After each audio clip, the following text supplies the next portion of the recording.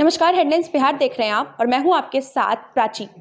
चुनावी रणनीतिकार प्रशांत किशोर की तरफ से एक बहुत बड़ा बयान सामने आया है। जी हां, आपको हम बता दें कि ममता बनर्जी के राजनीतिक सलाहकार प्रशांत किशोर ने एक बहुत बड़ा ऐलान कर दिया है।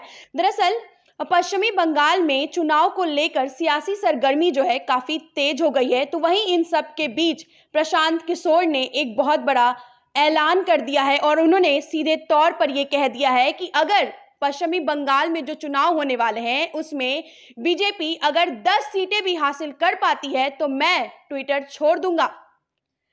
इसी के साथ साथ हम आपको ये भी बता दें कि प्रशांत किशोर जो है वो जेडीयू के नेता रह चुके हैं और पिछले साल बिहार चुनाव से पहले उन्होंने एक कैंपेन चलाई थी जिसका नाम था बात बिहार की, लेकिन चुनाव से पहले ही उन्होंने उस कैंपेन को बंद कर दिया। और क्या कुछ लिखते हैं प्रशांत किशोर, हम आपको दिखाते हैं।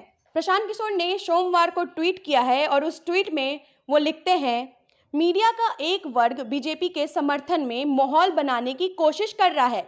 इससे साफ है कि बीजेपी दहाई के आंकड़े के लिए संघर्ष कर रही है।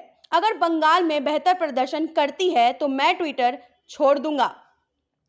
तो हम आपको बता दें कि प्रशांत किशोर के इस ट्वीट पर बीजेपी के राष्ट्रीय महासचिव और पश्चिमी बंगाल प्रभारी कैलाश विजय वर्गीय ने ट्वीट करके कहा है कि भाजपा की बंगाल में जो सुनामी चल रही है, सरकार बनने के बाद इस देश को एक चुनाव रणनीतिकार खोना पड़ेगा।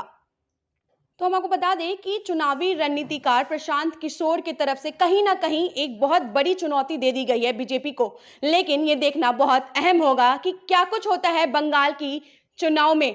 आपको हम बता दें कि बंगाल चुनाव को लेकर सियासी सरगर्मी जो है काफी वहां पर तेज हो गई है। इसी कड़ी में केंद्रीय गृह मंत्री अमित शाह बंगाल के दौरे पर भी जाते हैं और बीते दिन जब वो बंगाल दौरे पर गए तो उस दौरान उन्होंने किसान के घर में जाकर खाना खाया।